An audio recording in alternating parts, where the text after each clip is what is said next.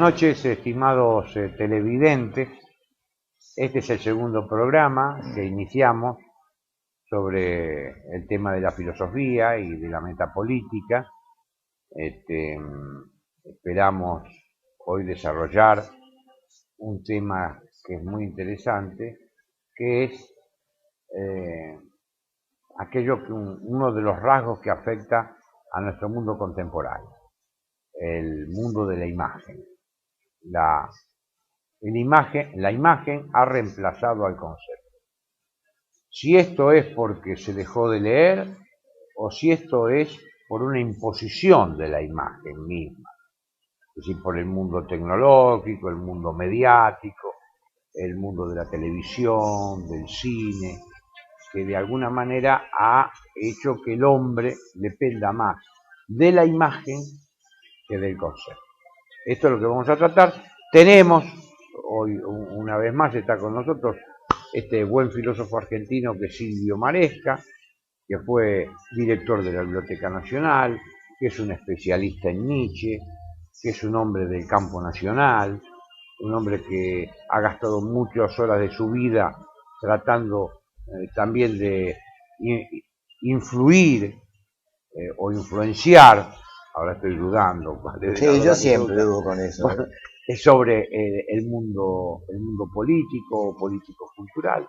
Así que bueno, esto es lo que vamos a intentar desarrollar en este segundo programa. Para comunicarse con nuestro canal, pueden hacerlo a través del correo electrónico disensotld1@gmail.com. Mensajes por Twitter, canal TLD1, mensajes al Facebook, canal TLD1, toda la verdad primero. Y nos pueden ver a través de www.canaltld1.com. Silvio, retomando el programa anterior, no sé si vos te acordarás de todo lo que estuvimos hablando. Habíamos... Absolutamente nada, te diré, nada. No, porque hicimos una especie de tutti frutti, ¿no? Es decir, fuimos tocando muchos temas, ¿no? Pero el que acabas de señalar es uno de los fundamentales. Y estaba recordando todos los trabajos que le dedicó un gran filósofo del siglo XX, que para muchos de nuestros espectadores será seguramente conocido y para otros no, que fue Martin Heidegger, ¿no es cierto?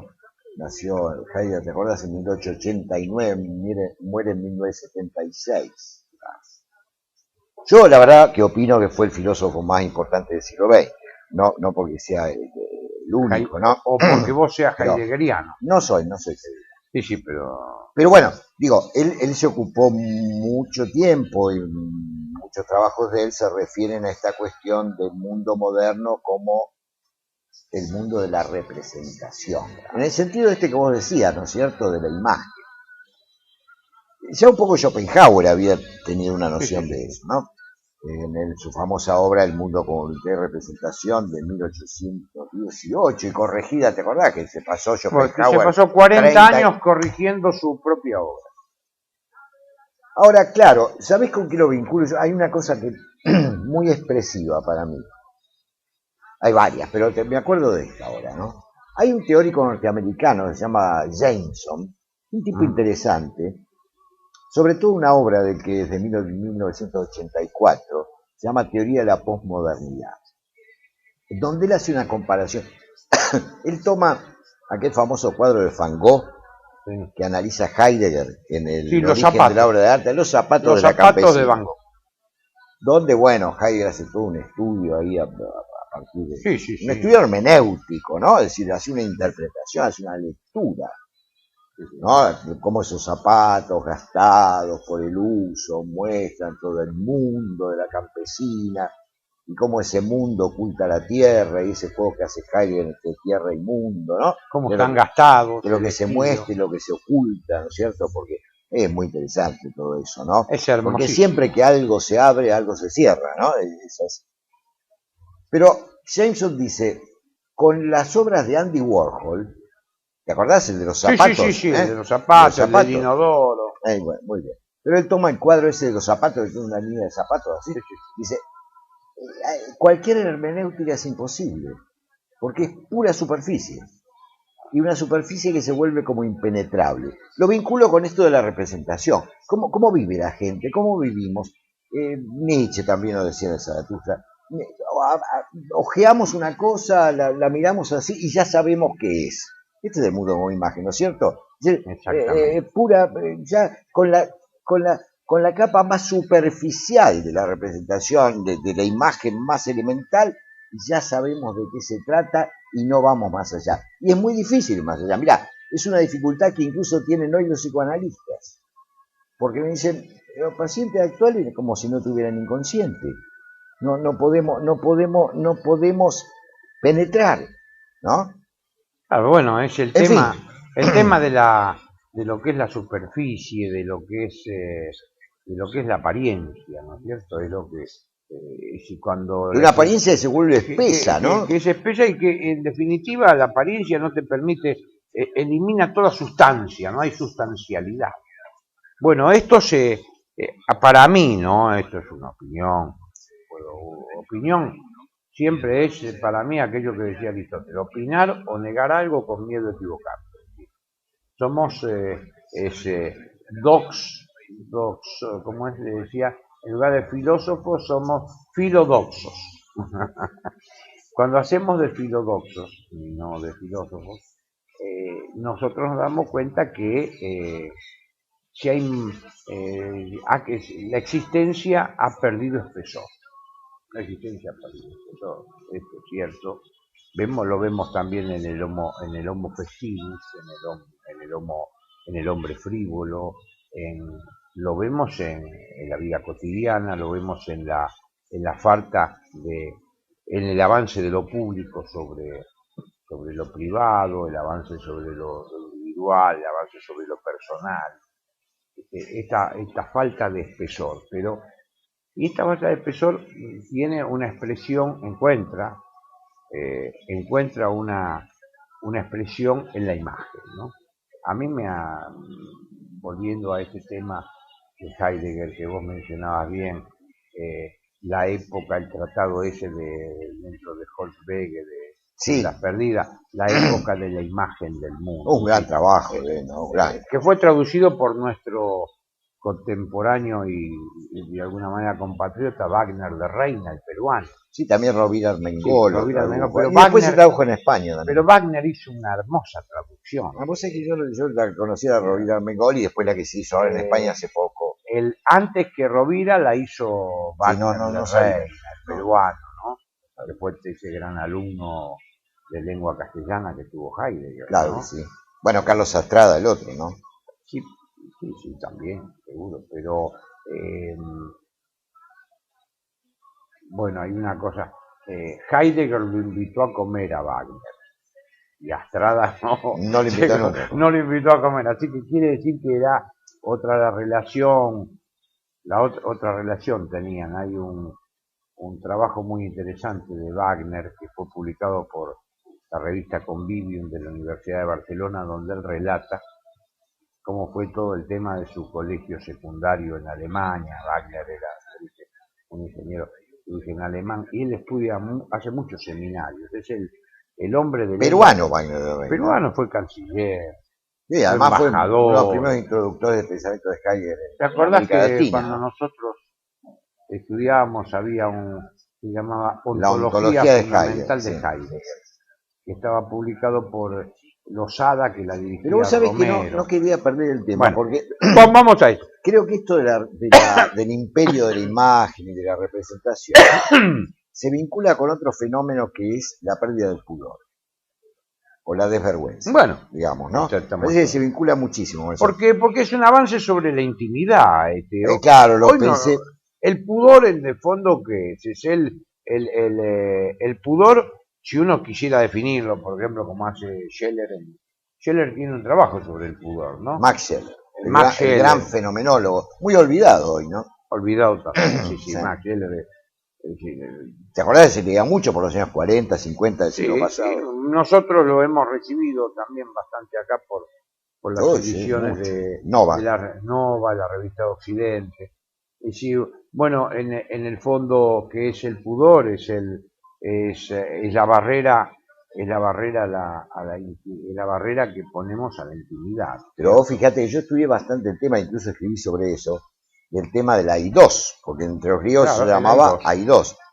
Y la verdad que la I2, el pudor, era estructurante a nivel social, digamos, ¿no? Era lo que la barrera que de alguna manera permitía distinguir jerarquías, diferencias de todo tipo.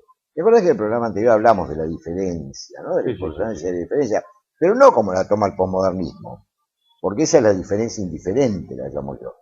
Todo es diferente, pero todo es igual, digamos, sería así, ¿no? Para el posmodernismo. No. La diferencia es jerarquía siempre. Lo cual no quiere decir someter a nadie, no estamos hablando de eso. Pero me parece que se vincula mucho esto del imperio de la imagen, ¿no? Con que todo está a la vista. Esto sería la cosa. Bueno. No hay, porque el pudor implica un necesario ocultamiento. ¿Te acordás que hace un ratito hablamos de tierra y mundo en Heidegger? Cuando se muestra algo, algo se tiene que sustraer, siempre. Bueno, Nietzsche ha hablado tanto de esto también, ¿no? Cuando Nietzsche permitió un instante más, dice, la verdad es mujer, dice Nietzsche, y tiene sus buenas razones para no mostrar sus razones. Tiene que ver todo esto con la seducción femenina y que algo se escabulla, digamos, ¿no? Bueno, sí. Ahora está todo a la vista. Sí, bueno, pero... No lo digo de forma reaccionaria. No, pero este es un acceso al tema del reemplazo del concepto por la imagen, pero así es. En realidad la imagen lo que hace es que uno no piense, porque uno mira, hay que ver si ve, ¿no? Pero en realidad las imágenes son para mirar, y este para mí es otro acceso a un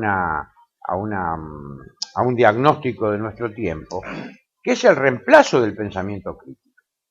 La imagen reemplaza al pensamiento crítico. Bueno, pero yo te hago una pregunta, Alberto. ¿Por qué sería importante que se piense? Porque alguien te podría preguntar eso. ¿Por qué hay que pensar? ¿Por qué tenemos que pensar? Bueno, este es el tema del huevo y la gallina, porque nosotros tenemos que pensar porque nosotros somos un sum logon ejón, decían los. El animal que tiene logos. Y logos, entre las 72 acepciones que tiene, una es pensar, razonar, reflexionar, inteligir, todo que tiene que ver con este mundo de la concatenación de las relaciones de causa y efecto, la explicación reflexiva. Es decir, tenemos que pensar porque nosotros somos el único animal, sum logos seco, que tiene logos, que tiene pensamiento. ¿No estaremos volviendo a una especie de mundo mágico en el peor sentido? Digamos, al abandonar el pensamiento causal, porque es muy importante el pensamiento causal. Es importantísimo.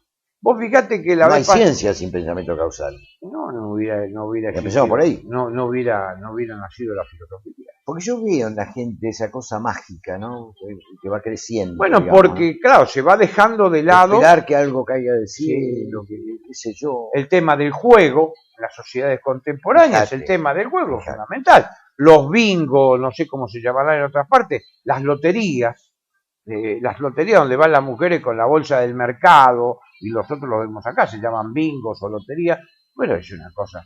Es decir, la introducción de ese pensamiento mágico bastardo, por otra parte, porque ni siquiera es el pensamiento mágico esotérico, de yo qué sé, de Pico de la Mirándola, no es Pico de la Mirándola, o Joaquín de Fiore, no, son el juego ramplón, de esperar que caiga algo del cielo.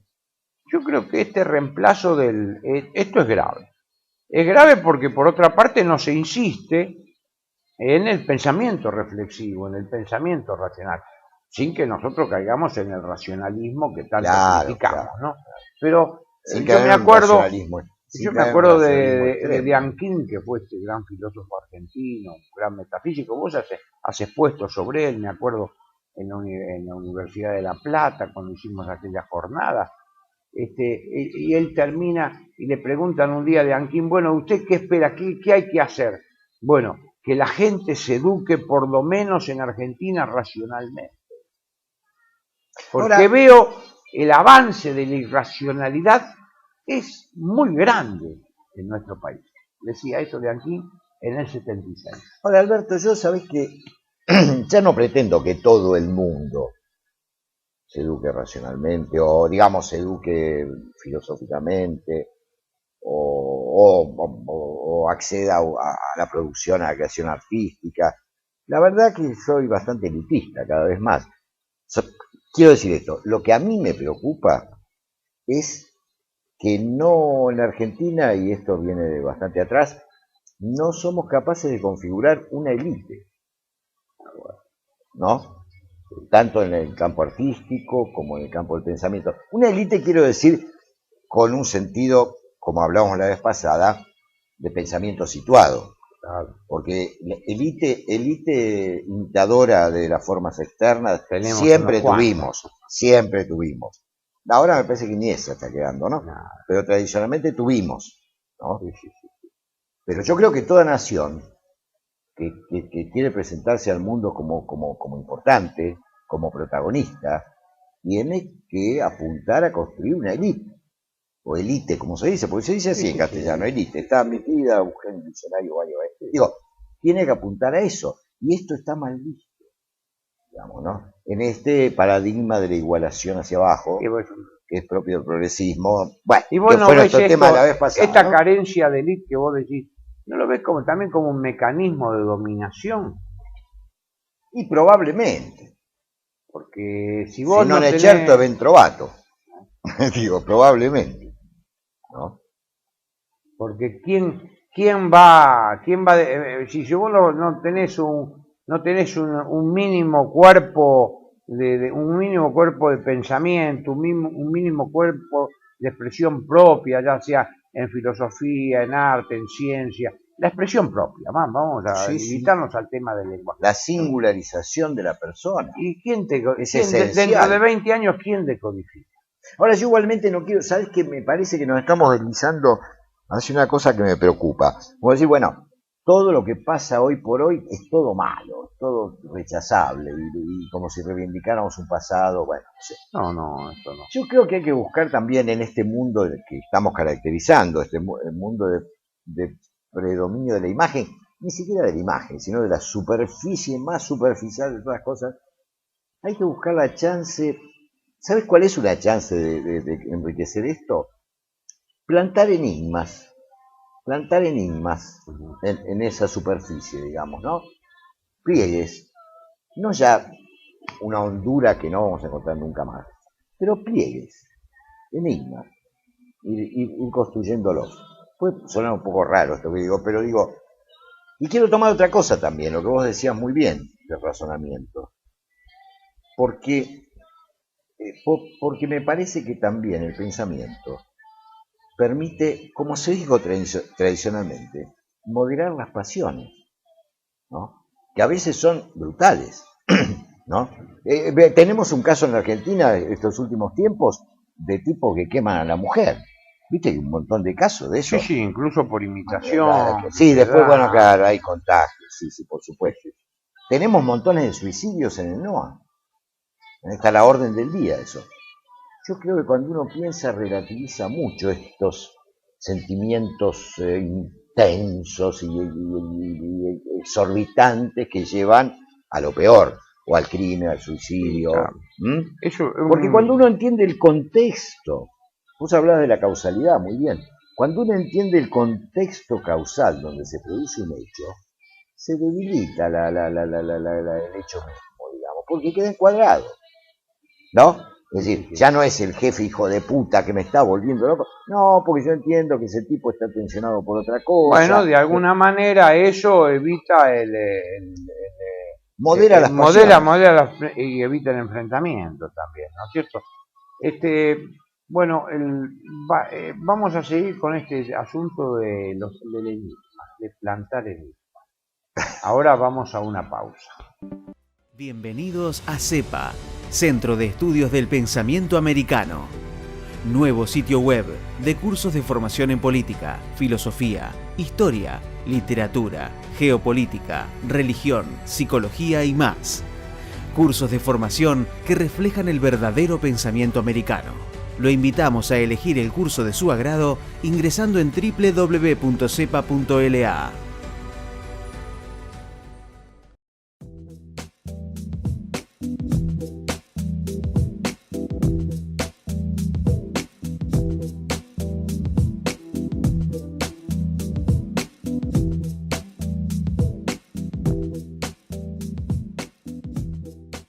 Decir siempre la verdad primero tiene un precio.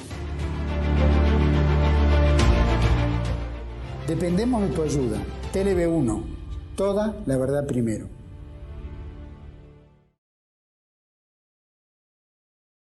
Les recordamos que nos pueden ver a través de www.canaltlb1.com. Los mensajes a Facebook, canal TLB1, toda la verdad primero.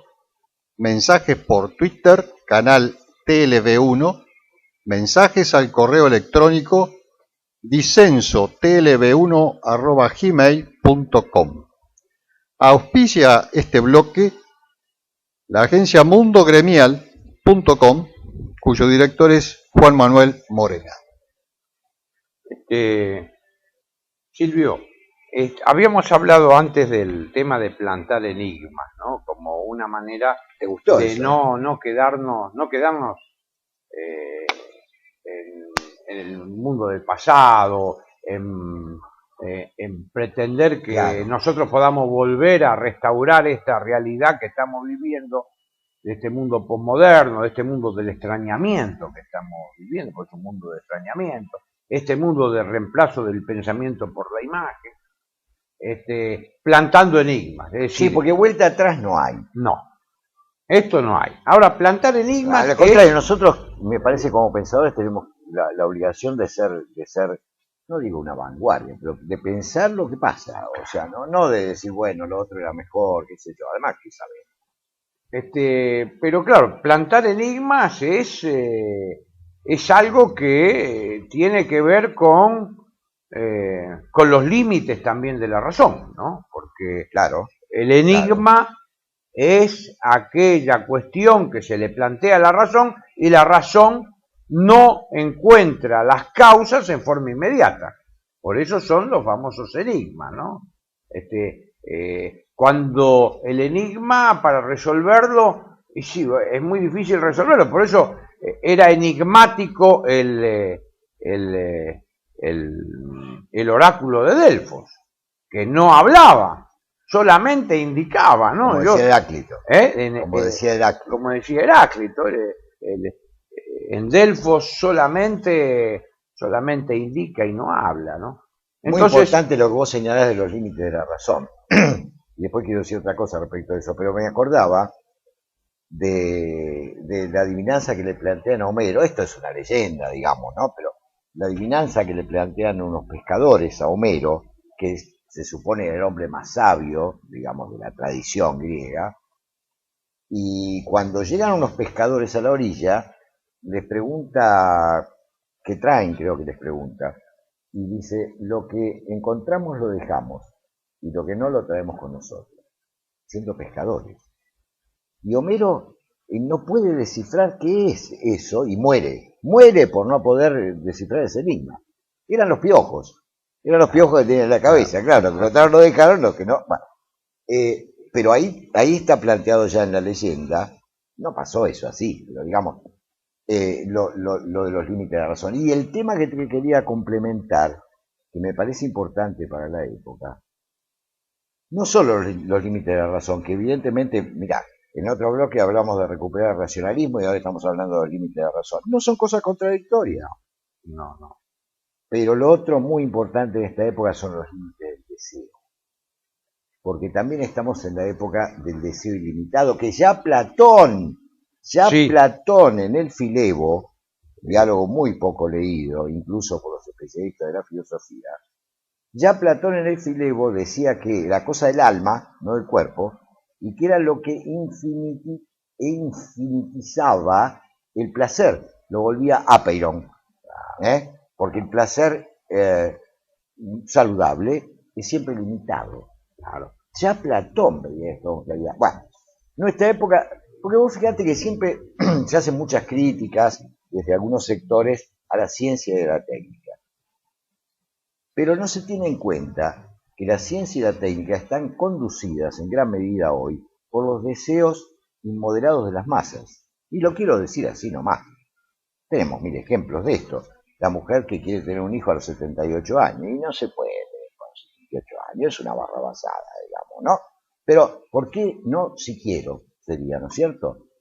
Lo que deseo, lo quiero y lo quiero ya, ¿no? Y, bueno, y la ciencia y la técnica se han puesto en gran medida, hasta el tema económico de por medio, al servicio de este deseo inmoderado, claro, de este deseo sin límite. en el fondo es.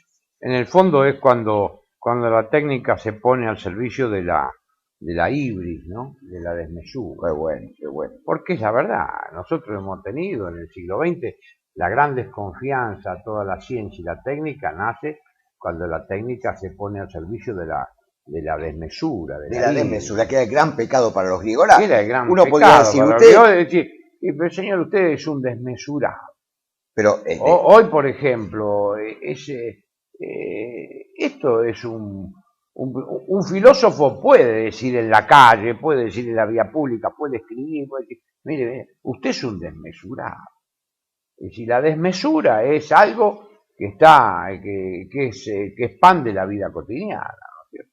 Entonces, si la técnica, como vos observás bien, si la técnica se pone al servicio de la desmesura, y nosotros llegamos a la quiebra de uno de los grandes relatos de la modernidad, que es la quiebra del poder ómnimo de la razón. Dice, porque bueno, los productos de la razón son contradictorios con la razón misma. Claro. O no fue una desmesura tirar la bomba en Hiroshima y en Nagasaki. Fue una desmesura, porque en el fondo era una guerra. Era una guerra entre Japón y Estados Unidos, lo que vos quieras, entre el mundo democrático y el mundo aristocrático de Japón, pero fue una desmesura eso, ¿no? Entonces, por eso los griegos insistían tanto en la medida. Ahora, ¿cómo y entre nosotros también teníamos un sabio que hablaba de eso, porque estaba muy formado por los griegos. ¿Qué es eso de todo en su medida y armoniosamente? ¿Te acordás? Sí, por supuesto. General Perón, que tenía una gran formación clásica. Ahora, ¿sabés qué quiero diferenciar? Porque lo estuvimos diciendo antes. El que nos ve va a pensar que estamos cayendo en una contradicción tras otra. Quieren hablar de lo nuevo, quieren buscar a través de la metapolítica y de la filosofía las nuevas categorías que el siglo XXI necesita y nos hablan todo el tiempo de los griegos. ¿Yo sabés qué diferencia hoy entre lo viejo y lo clásico? Lo clásico es eterno. No es ni viejo ni nuevo, es eterno. Sí, a veces una vuelta me preguntaron a mí, dice, ¿qué es un clásico? Es un autor antiguo que tiene respuestas para los problemas contemporáneos. Le dije, bueno, nosotros tenemos que hacer alguna definición también, ¿no es cierto? Sí, sí. No solo Sabater. Carlos Sabater. Filosofía. Pero es cierto, un clásico, ¿qué es un clásico? Es un autor antiguo que tiene respuestas para los problemas contemporáneos. Y me parece que nosotros tenemos que recurrir a los griegos, porque nuestra tradición es greco-romana, nuestra tradición cultural es greco-romana, ¿no es cierto? Y lo mejor del pensamiento argentino es el pensamiento argentino cuando se inserta dentro de la tradición europea, y dentro de esa tradición europea muestra algunas particularidades, como han mostrado los buenos filósofos nuestros, ¿no? Ya, estamos tanto más cerca. Porque si no caemos en el invento de la filosofía de la liberación, o la filosofía americana como si fuera una cosa distinta, absoluta de Europa. Nuestro esfuerzo es muy grande. Pues los europeos no tienen que hacer ese esfuerzo, y nosotros no, claro. Nosotros tenemos que hacer el doble esfuerzo. Primero, por eso, en relación a esto que vos decías, o estamos diciendo de lo clásico, lo viejo, etcétera. No, te decía en el sentido que a mí muchas cosas que han pensado un Tucídides, qué sé yo, un Platón, un Homero, me parecen más cercanas en el tiempo que muchas categorías del siglo XX. Por ejemplo, la categoría de lucha de clases. ¿Qué significa eso hoy? ¿Qué clase? Ya no. El mismo Laclau, que se pronuncia así porque no es francés, sino Laclau, portugués, ¿no? Sí, portugués, dice en una de sus obras hace ya tiempo, el concepto de clase social carece hoy de referente empírico. Vos fíjate en mí, que es un marxista, un neomarxista, digamos, ¿no? No, bueno, te decía esto de por eso yo siempre a los chicos, cuando doy clase, qué sé yo, y de sensei trato de enseñar algo, les digo, lean a los clásicos, lo demás viene por añadidura.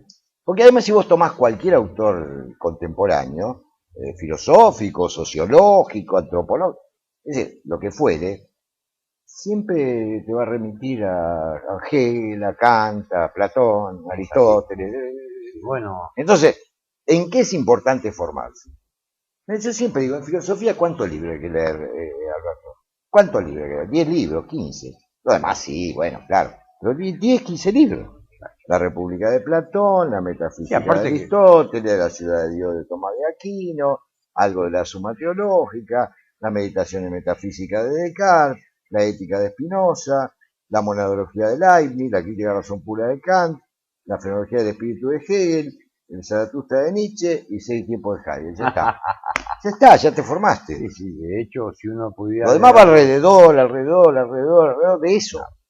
¿O no? Sí, esto seguro.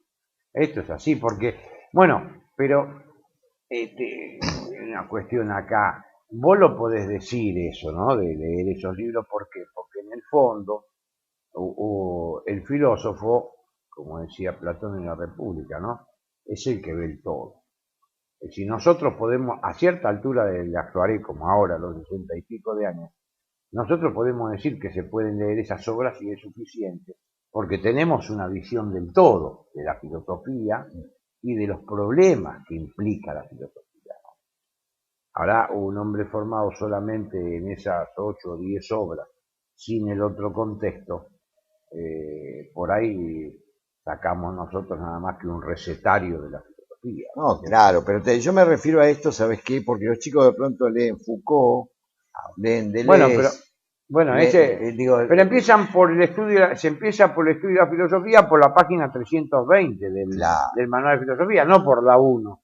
Se empiezan por la mitad, por el final. Claro, entonces después en el mejor de los casos repiten fórmulas como loros. Bueno, y vos sabés que eso lleva al dogmatismo. ¿Sabés que que es lo me hace peor? acordar esto que vos decís? Bueno, te voy a citar algo que vos conocés bien. Es el libro de Eugen Fink sobre Nietzsche. Cuando Eugen Fink, que fue este profesor, que fue ayudante de Heidegger, etc., dice, Nietzsche no hay que leerlo al principio.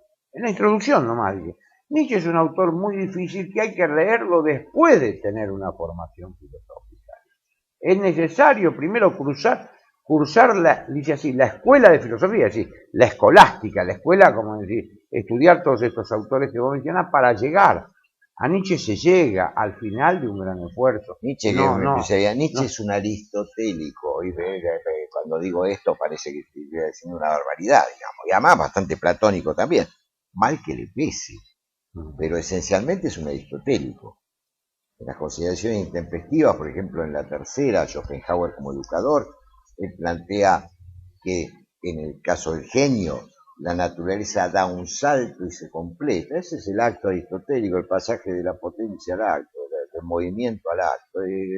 Él no lo sabe del todo. No, pero lo intuye, lo expresa en otras categorías. Es que ese es otro tema, Alberto.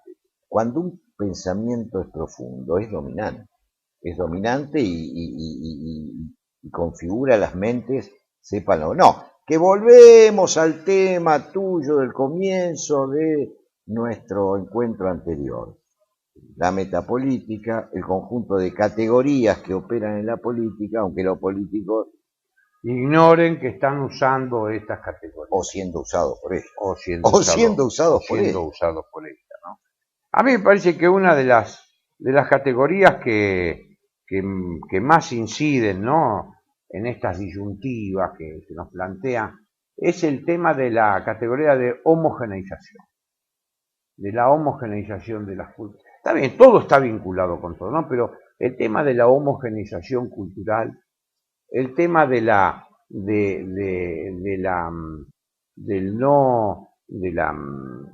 liquidación, no encuentro otro término. Eliminación. Eliminación de las diferencias.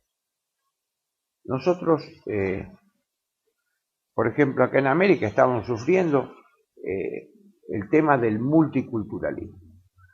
El multiculturalismo que trae el norteamericano, el respetar, por ejemplo, ahora nosotros tenemos en el sur de la Patagonia, en Chile, en Argentina, tenemos la República Araucana, esas declaraciones. Los pueblos originarios, no vayas a decir indígena porque te he hecho yo mismo. Claro. No vayas a decir indígena, porque viste que el progresismo tiene palabras buenas y palabras malas. Es una moralina, ¿no? No, pero es cierto, sí. Esto no se puede decir indígenas, no, son pueblos originarios, ¿no? Tampoco se puede decir aborígenes. No, ni siquiera aborígenes. Ni siquiera porque decía abogo, aborígenes desde el huevo, no. Son pueblos originarios. Así como si nosotros no tuviéramos ningún origen. El origen es de ellos. El origo es de ellos. Ahora, ¿qué pasa? Nos encontramos con que este multiculturalismo dice, bueno, todos estos pueblos tienen derechos y hay que respetar sus identidades, Bueno, estamos todos de acuerdo, yo no estoy en contra, ni vos tampoco, ni mi nombre Susana Razón está en contra de otro que quiera expresar su identidad. Ahora, ¿qué pasa? Este multiculturalismo es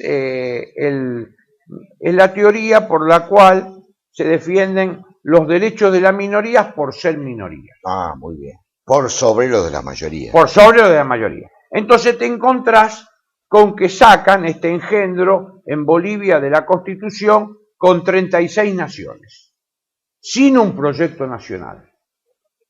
¿Me explico?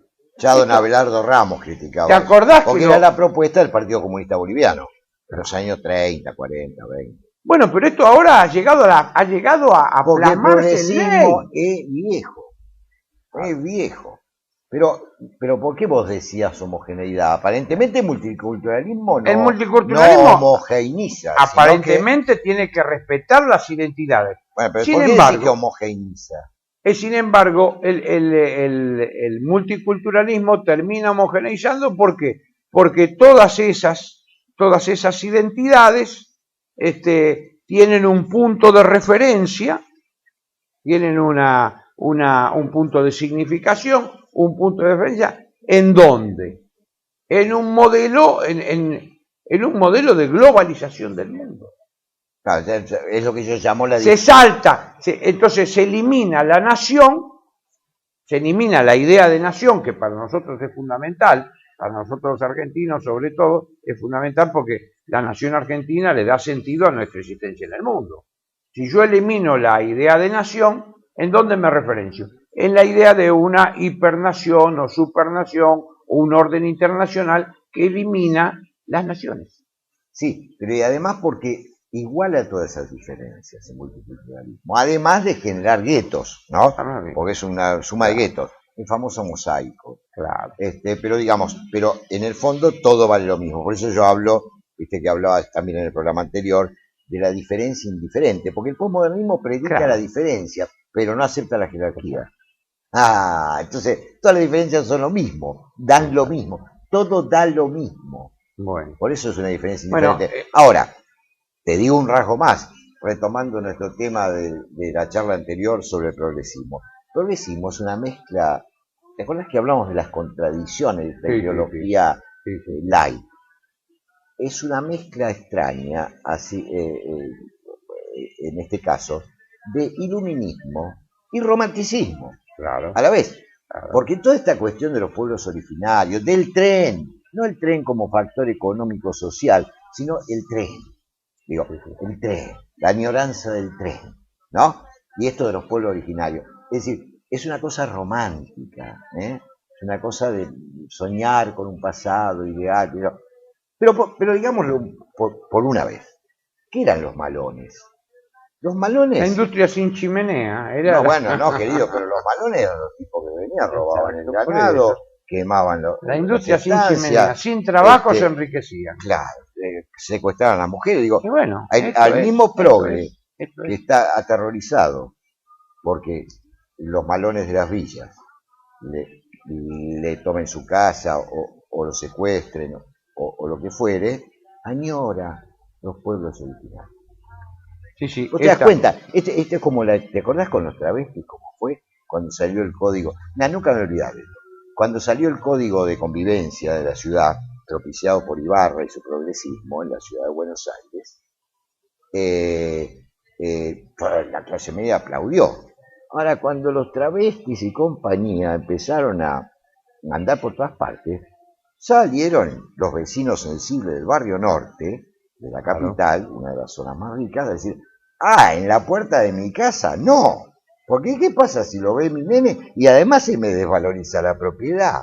Esto es el progresismo, ¿no es cierto? Este cinismo, esta hipocresía, porque es una izquierda cínica e hipócrita.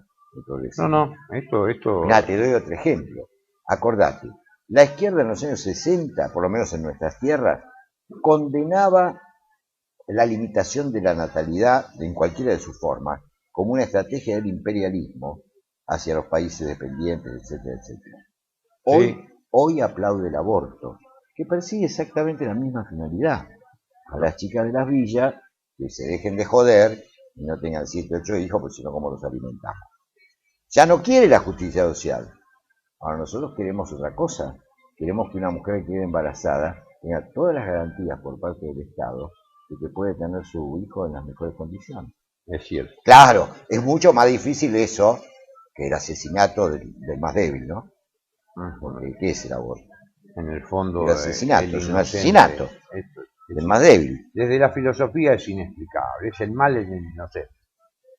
El aborto desde la filosofía es el mal en el inocente, que es el de los grandes misterios que nosotros no podemos explicar, ¿no? El mal en el inocente. Otra idea, mira esta idea cartesiana ridícula. Yo soy dueña de mi propio cuerpo. El argumento de las abortistas. ¿Qué quiere decir yo ahí? Quiere decir mi mente.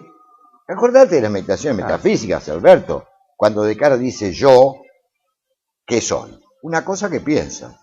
Tengo un cuerpo, sí. Tengo un cuerpo que está ahí. No sé. Podría no tenerlo. Yo soy dueña de mi cuerpo. ¡No! Nadie es dueño de su cuerpo. La vida, en todo caso. En todo caso. La vida lo será. Pero aparte, pensarse así como yo soy dueño. Es un nuevo ser. Aparte, pensarse. La mujer en este caso es un receptáculo, nada más, de un nuevo ser. Sí, pero pensarse como yo soy dueña de mi cuerpo, es pensarse, como vos decís, cartesianamente. No se piensa como una unidad psicofísica. Porque tenés una resistencia Usted puede ser aristotélico. Pero irredimible. Che, mirá, vamos a hacer una pausa y después vamos a seguir a ver cuál es la propuesta que puede reemplazar al multiculturalismo. Bienvenidos a CEPA, Centro de Estudios del Pensamiento Americano. Nuevo sitio web de cursos de formación en política, filosofía, historia, literatura, geopolítica, religión, psicología y más. Cursos de formación que reflejan el verdadero pensamiento americano. Lo invitamos a elegir el curso de su agrado ingresando en www.cepa.la.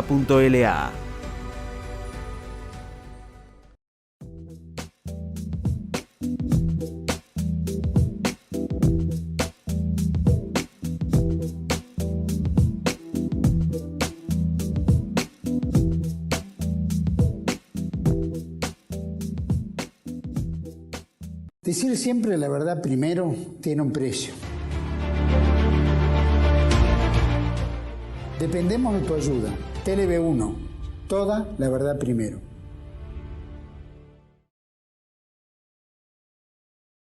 Silvio, estábamos en el otro bloque y quedamos hicimos un diagnóstico y quedamos ahora para que vean nuestros televidentes que también tenemos alguna propuesta. Habíamos hecho la crítica al multiculturalismo, habíamos hecho la crítica a lo que era la subjetividad del yo en la decisión escindida del cuerpo. Y bueno, ¿cuáles son las propuestas? Yo tengo una propuesta al multiculturalismo, que es el interculturalismo, que no es otra cosa que aquello que nos enseñaban en la escuela primaria, cuando nosotros veníamos en Buenos Aires, que hacíamos la escuela primaria, y decía que la Argentina era un crisol de razas. Es decir, Ellos se decían en aquella época, hace 50 años atrás o 60 años atrás, ya que es la Argentina. Argentina es un crisol de raza, es decir, el crisol es aquel lugar donde los metales se funden y se unen unos con otros. Y bueno, esto me llevó a mí durante muchos años a encontrar la definición de Bolívar. Los americanos no somos ni tan europeos ni tan indios. Qué bueno, qué bueno. Entonces, perdón, esto para que vean que va en vivo.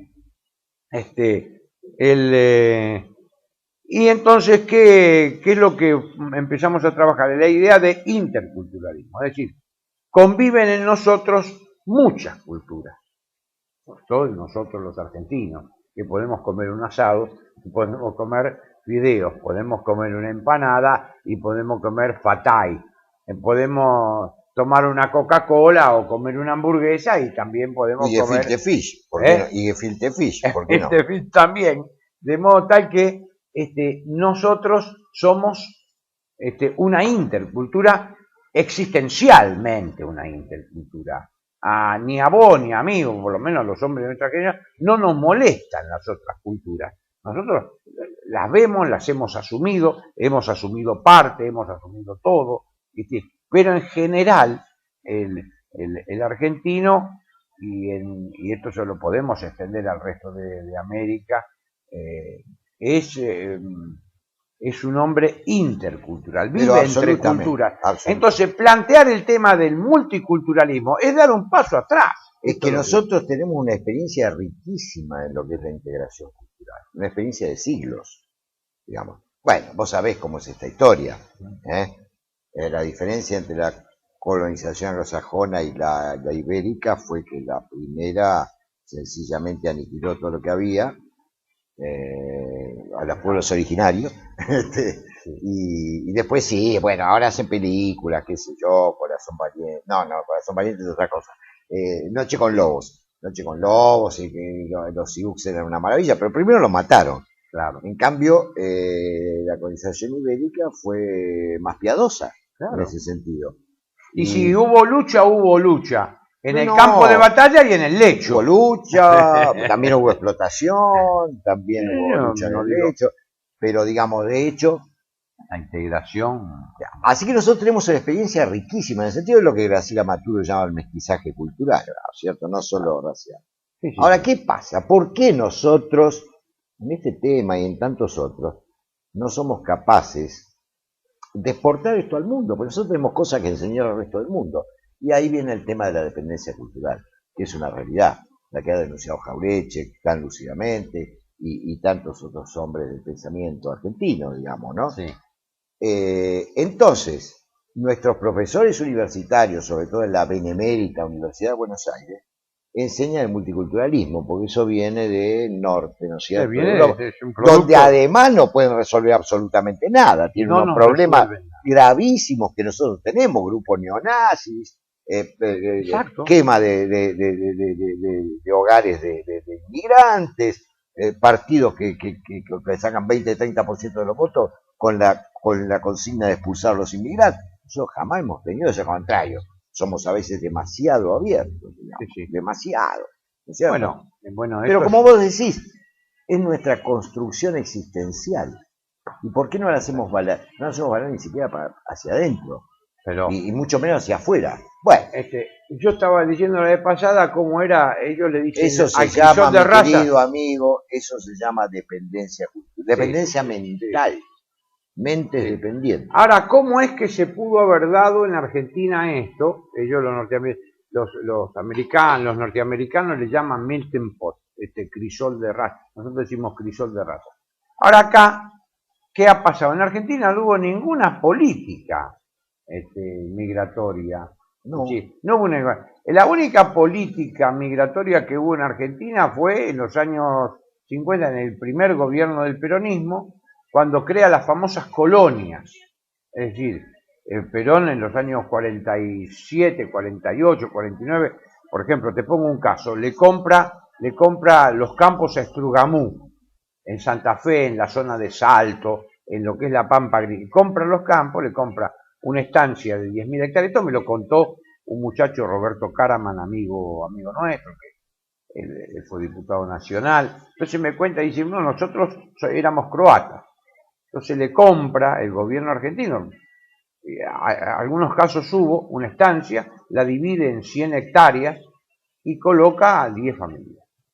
100 familias, porque son 10.000 hectáreas, coloca 100 familias. El otro caso que conozco es la reforma en La Puna, cuando se compran 2,5 millones de hectáreas también en el primer gobierno peronista, y se le compra a la familia Cantero.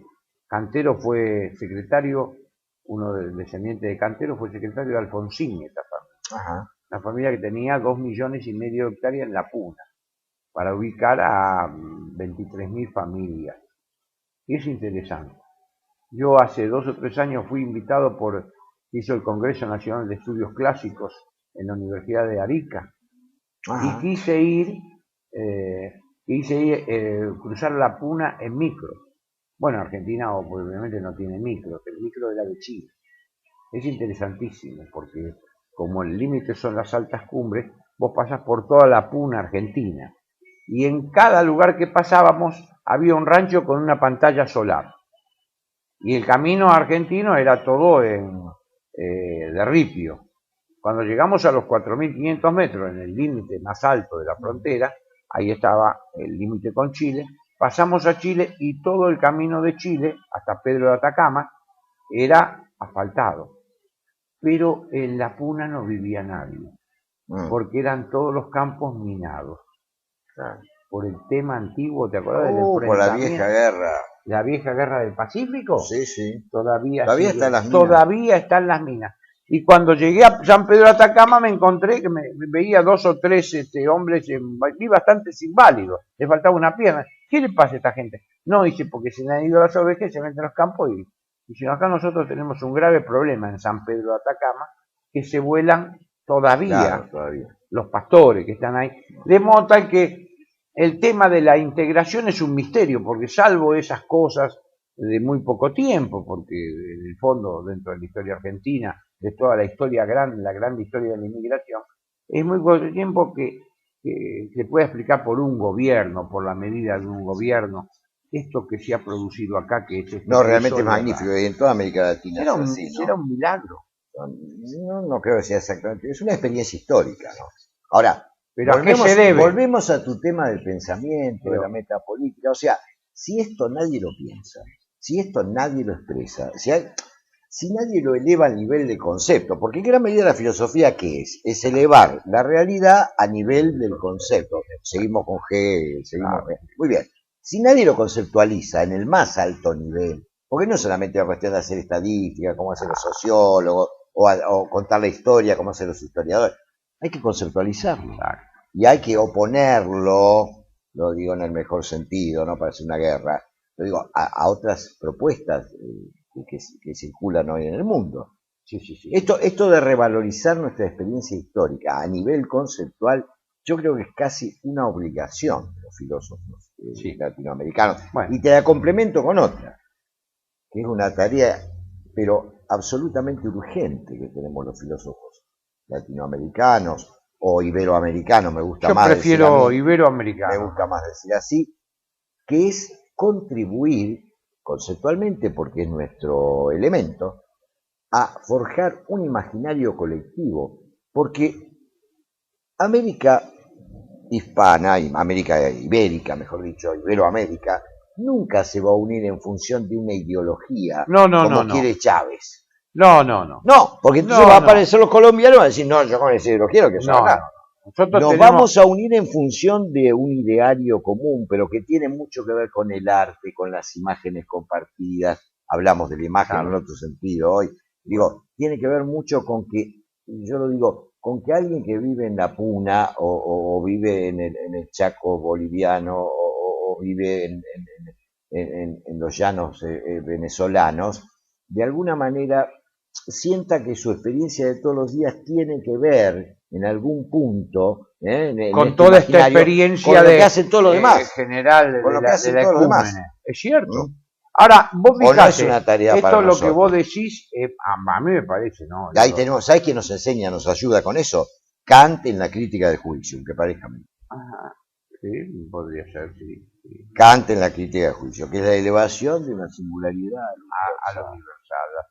Pero este tema que vos decís, yo creo que es entramos en otro, nos lleva a otro punto, que es el gran mentís de esto de proponerse un programa de filosofía que le decían para América Latina. Nosotros el programa de filosofía lo tenemos a partir de la realidad, a partir de la construcción de este imaginario colectivo. Pero nosotros no hacemos filosofía porque nos ponemos previamente un programa. Es la realidad la que a nosotros nos da el programa. Esto es lo que a mí me parece que de una vez por todas tenemos que asumir. Aquello que decía Juan Bautista Alberdi, pensamos a partir de nuestras necesidades. Pero ¿y por qué entonces vos no te gusta la filosofía de la liberación? No, porque es más un programa que un pensamiento sobre la realidad. Lo que vos acabas de decir, vos no decís un programa ahora. Vos estás diciendo, voy a pensar sobre la realidad. Y no es bueno, yo pienso como Luis Villoro, el mexicano también. Ha sido un programa para hacer filosofía. Y no, para volver el ejemplo de Kant, hay que filosofar, hacer filosofía filosofando. Es decir, o Hegel, se aprende a nadar nadando. Yo tengo que filosofar en la medida en que filosofo. Pero en la medida en que yo me fijo un programa para filosofar, yo no filosofo. Hago un programa para justificar que yo voy a hacer filosofía. Es un trabalengua. Yo creo que fue uno de los grandes efectos de la filosofía. Es uno de los grandes efectos. Hago filosofía para programático. Se quedó muy en lo programático. Es lo programático. Ahora, fíjate, entonces, lo grande de nuestra tarea, lo difícil, quiero decir, ¿no? Sí. Porque se trata, como siempre hizo la filosofía, de pensar a partir de la realidad. ¿O Platón qué pensaba? ¿La realidad de Persia? No, la de Atenas.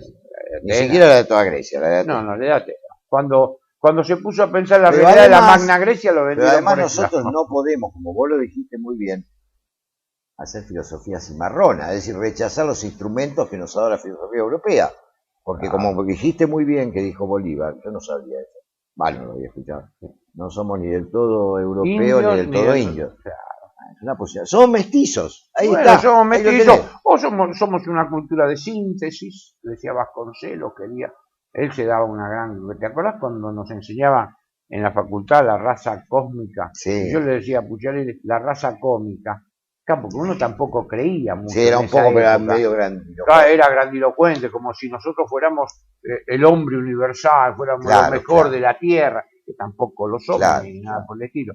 Pero a mí me da la impresión de que nosotros en estas charlas, ojalá que podamos tener varias, podamos ir mostrando no solo cómo estamos haciendo filosofía desde América, la situación que vos decías, como dice de Anquín, el ser visto desde América, allá por el año 53, sino ver también el tema de la singularidad nuestra, ¿no? Que nosotros, vos lo rescataste en la charla sobre de Anquín, es decir, nosotros tenemos que mirar el ser desde América, desde esta situación, pero también rescatar la singularidad del pensamiento. Para nosotros la singularidad es una categoría, es una categoría.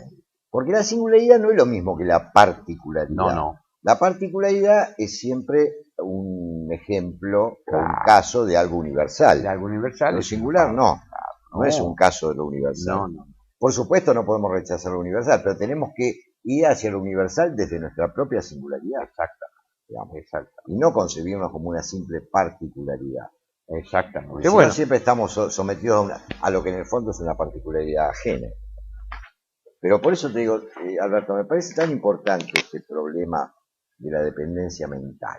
No me preocupa la económica, a mí la economía pero nunca me interesó. Esa colonización... Y ni creo que además que la dependencia mental sea una consecuencia simple de la dependencia económica. No lo creo. Hay países que han sido muy dependientes económicamente y no culturalmente. La Grecia antigua, cuando la domina Roma. Sí, seguro. Culturalmente no dependió de Roma, al contrario, que pasó lo contrario. Y económicamente sí dependía de Roma. Pero no es que, otra cosa, ¿no? Para poder pensar tenemos que tomar distancia del marxismo, de las categorías marxistas, y liberales también, ¿no? Liberales. El del economicismo. Sí. Todo sería consecuencia de lo económico. Recién tiene ahora, más que ver con la magia que con la causalidad, pensar así. Recién ahora parece ser que se va sacudiendo un poco el tema del marxismo, pero el marxismo entra por la ventana, porque como decís vos bien, ¿por dónde entra? Entra por el progresismo. Claro. Es el marxismo larvado, el marxismo civilizado. Y lavado también. Larvado y lavado. Bueno, gracias Silvio por esta charla. Esperamos continuarla, gracias a los oyentes, y esperamos en la semana que viene hacer otra eulalia, como se dice en castellano, que es una buena conversación. Hasta luego.